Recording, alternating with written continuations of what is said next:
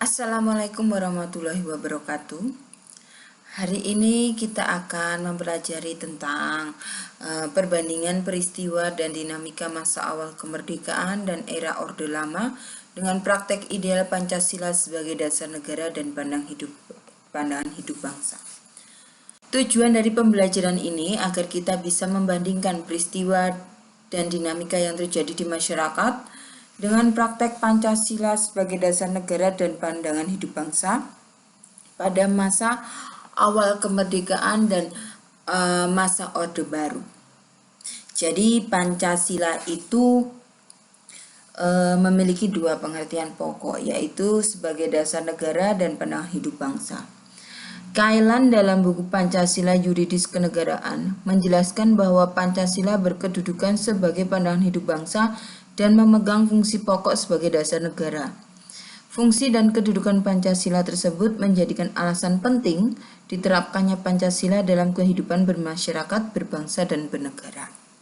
Tapi, apakah Pancasila ini sudah digunakan sebagai dasar negara dan pandangan hidup bangsa itu sudah berjalan dengan sebagaimana mestinya? Nah, kita pelajari di materi ini.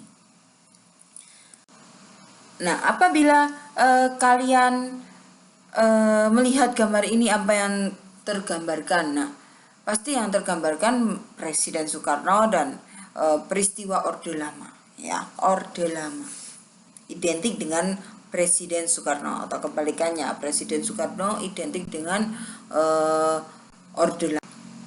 Nah, setelah kita tahu Orde Lama, nah kita lihat gambar-gambar ini. Gambar-gambar ini adalah salah satu gambar-gambar yang mengaitkan peristiwa-peristiwa yang terjadi pada masa Orde Lama. Jadi Orde Lama itu dibagi menjadi periode.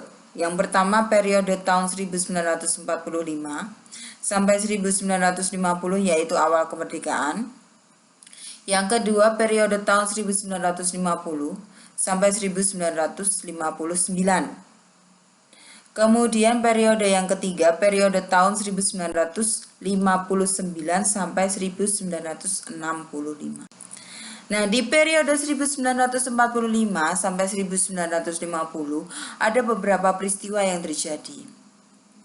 Yang pertama itu adalah pemberontakan Partai Komunis di Madiun yang dipimpin oleh Musso. Terjadi pada tanggal 18 September 1948.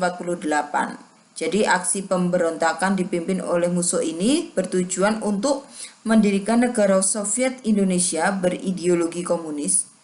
Jadi pemberontakan PKI di Madiun ini bermaksud mengganti Pancasila dengan paham komunis.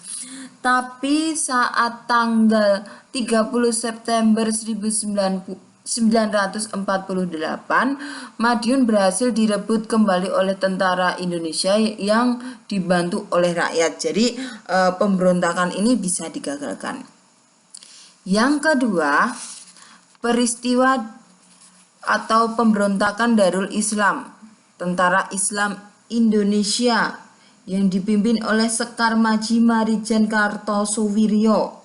Pemberontakan ini ditandai dengan didirikannya Negara Islam Indonesia oleh Kartosuwiryo pada tanggal 17 Agustus 1949 yang bertujuan untuk mendirikan Negara Islam Indonesia, ya, yang berdasarkan syariat agama Islam. Jadi Kartosuwiryo ini adalah sahabat dari Presiden Soekarno. Jadi saat itu Presiden Soekarno melihat bagaimana sahabatnya saat menuntut ilmu di rumah Hos Cokro Aminoto itu dihukum mati. Jadi karena dia tidak mau mengakui adanya Pancasila. Kemudian yang ketiga, pemberontakan Republik Maluku Selatan. Jadi pemberontakan RMS ini merupakan gerakan separatisme yang dipimpin oleh Christian Robert Stephen Sumokil yang bertujuan untuk membentuk negara Indonesia sendiri yang didirikan tanggal 25 April 1950, ya. tapi bisa digagalkan di kemudian hari. Kemudian adanya pemberontakan Pemerintah Revolusioner Republik Indonesia atau PRRI oleh Syarifuddin Prawira Negara.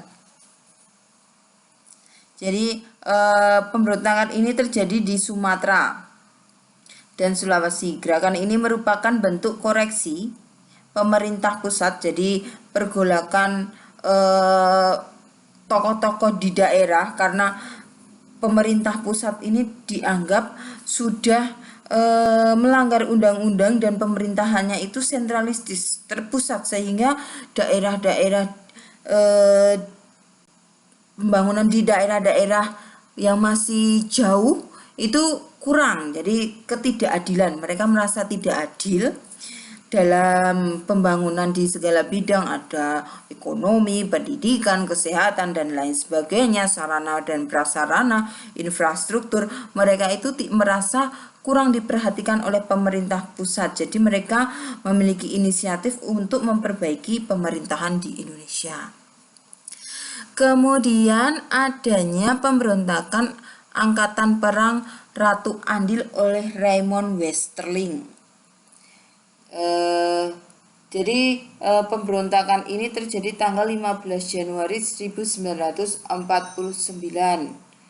Dia dibantu oleh Sultan Hamid II melawan Indonesia dengan cara mempertahankan negara federasi yang dibentuk oleh Belanda dan melawan NKRI yang dipimpin oleh Soekarno-Hatta. APRA telah melakukan serangan kudeta terhadap pemerintah Republik Indonesia tanggal 23 Januari 1950. Dan yang terjadi selanjutnya yaitu mengubah bentuk negara kesatuan menjadi negara serikat. Ini ditandai dengan konferensi meja bundar. Ya, jadi ada konferensi meja bundar. Di situ tertulis bahwa Indonesia mengubah bentuk dari negara kesatuan menjadi negara serikat. Hal ini sesuai dengan hasil konferensi meja bundar pada tanggal 2 November 1949. Republik Indonesia Serikat dipimpin oleh Presiden Soekarno dan Perdana Menteri Muhammad Hatta.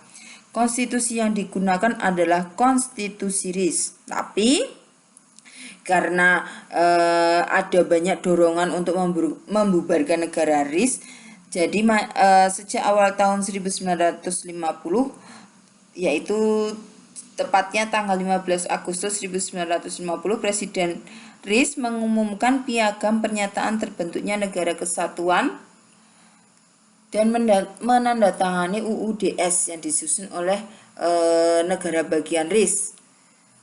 Dan tanggal 17 Agustus 1950 Indonesia kembali menjadi negara kesatuan. Nah, di periode 1950 sampai 1959 itu ada pemberontakan DITII di Sulawesi Selatan. Ya, dipimpin oleh Ibnu Hajar yang menyatakan diri dan pasukannya bergabung dengan DITII. Pada Agustus 1953, DITII di Sulawesi Selatan yang dipimpin Abdul Qahar Muzakar menyatakan diri sebagai bagian dari NII pimpinan Kartosuwiryo. Kemudian ada pemberontakan Pemerintah Revolusioner Indonesia PRRI di Sumatera yang dipimpin oleh Ahmad Hussein. Dan yang ketiga yaitu DPR hasil pemilu tahun 1955 dibubarkan oleh Presiden Soekarno. Jadi Presiden Soekarno ini melaksanakan pemilu pertama di Indonesia. Jadi pemilu pertama di Indonesia itu tahun 1955. Diikuti oleh 3 partai. Yang keempat yaitu budaya musyawarah mufakat diganti dengan sistem voting dengan adanya voting untuk kembali ke UUD 1945 atau tidak. Jadi dari semula dari awal yang bermusyawarah mufakat diganti menjadi voting.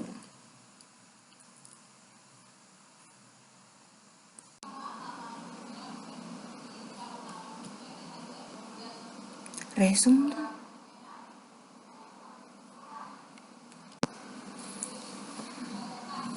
Oke, jadi kalian setelah ini kalian harus membuat tabel perbandingan praktek ideal Pancasila sebagai dasar negara pada era Orde Lama dan tabel perbandingan praktek ideal Pancasila sebagai pandangan hidup bangsa pada era Orde Lama. Jadi kalau Pancasila sebagai dasar negara itu berarti kita sebagai warga negara harus selalu mengikuti aturan-aturan yang ada di negara yang dibuat oleh pemimpin. Contohnya, kita wajib sebagai warga negara yang baik itu kita wajib membayar pajak. Itu salah satu bentuk pengamalan kita terhadap Pancasila sebagai dasar negara. Nah, kalau Pancasila sebagai pandangan hidup itu berarti kita dalam bermasyarakat, bernegara itu harus selalu mengedepankan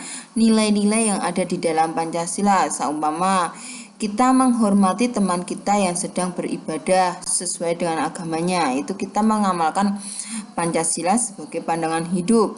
Atau kita tidak memaksakan agama kita kepada orang lain, kita tidak memaksakan kebudayaan kita terhadap orang lain, itu adalah salah satu bentuk Pancasila sebagai pandangan hidup bangsa. Jadi sedikit tentang materi hari ini. Mungkin nanti ada yang belum paham atau masih ada yang mau ditanyakan, kalian bisa langsung memberikan komentar di bawah kolom yang sudah ada ya. Oke, cukup sampai di sini. Wassalamualaikum warahmatullahi wabarakatuh.